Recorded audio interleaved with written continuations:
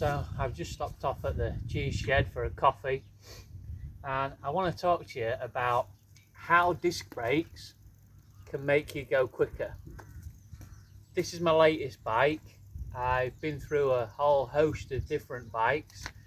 Some things I've kept, like disc brakes, which I'll talk about today. Some things I haven't, like my handlebars.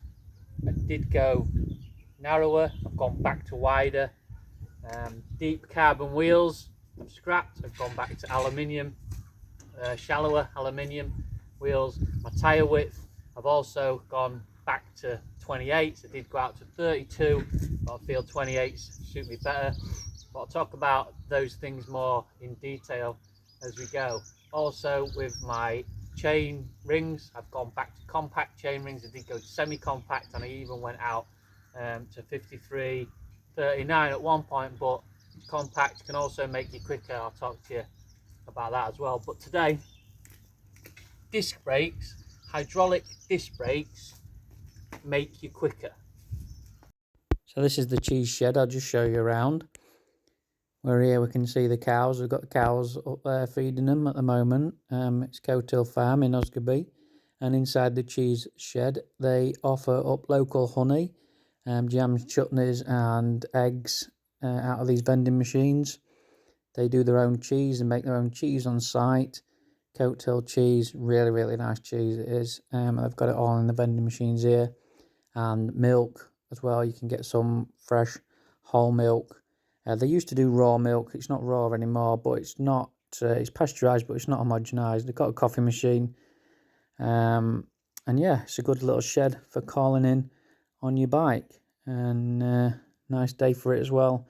Makes a difference. I just picked up a coffee today, and we'll talk about it more about my bike. Just grab my coffee. Right. So yeah, disc brakes make you quicker. I've been through rim brakes before, carbon rim brakes, aluminium rim brakes. A good set of aluminium rim brakes can hold their own, no doubt, but disc brakes are the way forward. They'll always make you quicker. Now you're probably saying, what the hell you on about, make you quicker? Brakes are slowing you down. Well, this is true, but they will give you a lot more confidence going into corners and downhills, and they just overall make you quicker. Now, I've been through mechanical disc brakes in the past. Mechanical disc brakes are okay, and they're getting better. TRP make really good disc brakes and a really good mechanical system for disc brakes, but the best disc brakes you're going to get are hydraulic disc brakes. They give you a lot more modulation, and they just work a lot better. And in effect, because they're working, you've got the confidence, you can go into the corners a lot quicker, and come out of the corners a lot quicker, thus making you quicker. So that's why disc brakes are one upgrade on bikes over the past 5 years that I will always keep. Hydraulic disc brakes and make you quicker.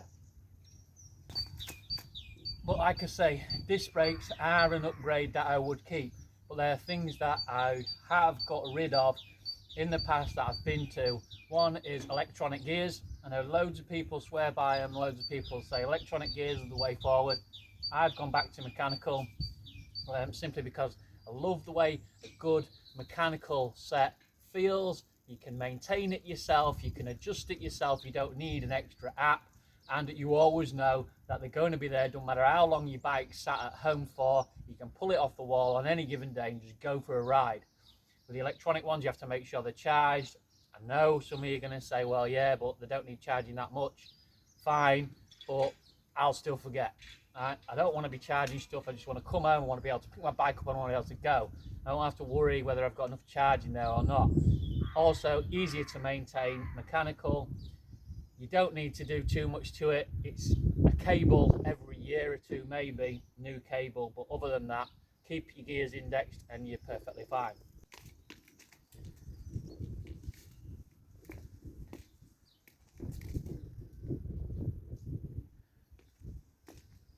I just spun it round so you can see.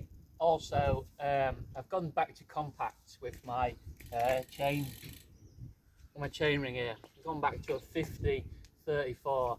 Was on a 52-36, but I've just felt that a lot of the time my chain was at the extremes with a 52-36. Whether I was doing time trials or hill climbing, I was always in the extremes. So with a 50-34, I tend to stay in the middle of the cassette a lot more, especially when I'm climbing, and that tends to be what I like to do. So 50-34 as well has probably made me a little bit faster, and it's given me my legs a little bit of a break from the extremes of each end of the cassette. So I'll just show you the front of the bike as well. So you can see that my tyres, I mentioned, I've gone back to thinner tyres. Handlebars, I've gone back to wider handlebars, and external cables. Now, if you keep your cables tidy, they don't cost you much in the aerodynamics. Yes, it's going to be a little bit more, probably 1 to 2 watts of aerodynamic cost there. But I did go to internal, stem, internal, everything internal. With all your cables, and especially if you go electronic or wireless, whatever, you don't need any. But if you're needing cables, like I said, with mechanical shifting, external cables are the way forward. So much easier to maintain, and like I said, if you keep them tidy, they're not a bother anyway. But in terms of the handlebars going wider, I found this also makes me faster, because whilst I went thin, I went to around about a 34 with handlebar. These are 40. I found that I was a lot less unstable on the bike, especially going around corners, and sometimes I get a bit of a flicker with the front end.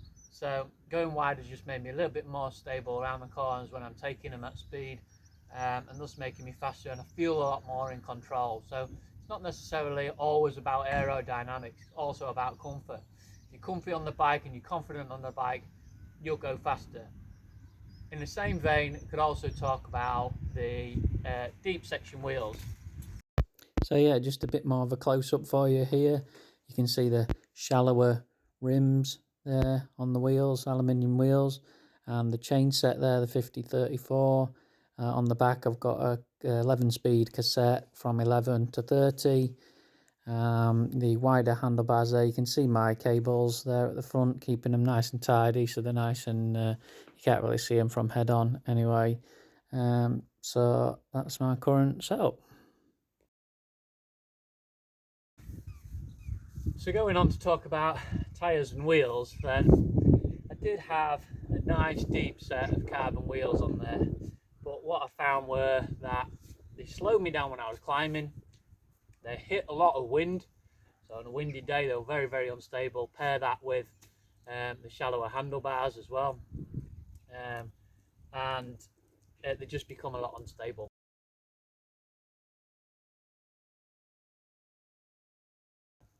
Hello, mate. How you doing? Hey, you alright? Seen you for a while, have I? Hey, good lad. Want to join in my video? Have you? Cheeky monkey. Where's your ball?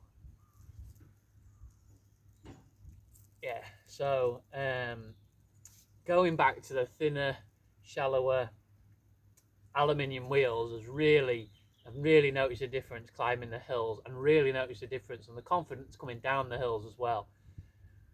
Just like I said before, if you're more comfy and you're more confident, then you're going to go faster. So going along with that, the tyres as well, I went out to 32 tyres.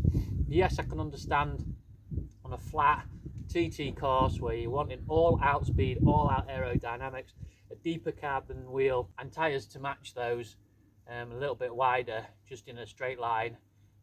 Going a bit wider could actually increase your speed, but just for every day, like I mentioned, I go on a lot of undulating routes up and down the hills, but every day, nice 28mm tyres are just perfect for me.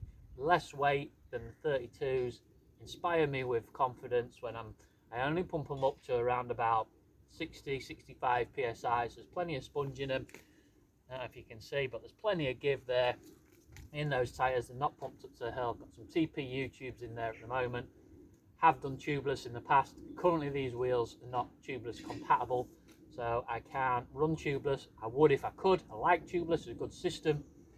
As long as you use low pressures, tubeless is a good system. As soon as you start going up to high pressures, over 70 psi tubeless add system, it's not going to seal. Some of the better sealants may do it, but you're chancing your arm there. You need to be running low pressures for tubeless. That's where wider tyres may be of more benefit. But 28s with a TPU tube, nice shallow aluminium rim is what suits me. It may suit a lot of you as well. Don't feel like you have to go along with all the pressures of the modern day, saying you need deep carbon wheels, you need thin handlebars, you need to have semi-compact, you need a big chainring on there, you need to have all the latest mod cons. You don't. Find out what you're most comfortable on, what suits you, and that's the best you're going to get out of your riding. One thing I did forget to mention was just while I'm out here giving my bike a swill after the ride, just giving it a quick hose down and wash, is my crank length. I have experimented with crank length over the years, and at the moment on this current 50-34 chain set, there we go, can you see that? 170. So yeah, I'm currently running 170 crank length, and that seems to suit my leg length. I've experimented with longer and shorter, and 170 seems to be the happy medium in the middle. Also, my chain's off at the moment because I've got a wax chain. I'll talk more about waxing your chain in a different video, but if you've not tried a wax chain, give it a go.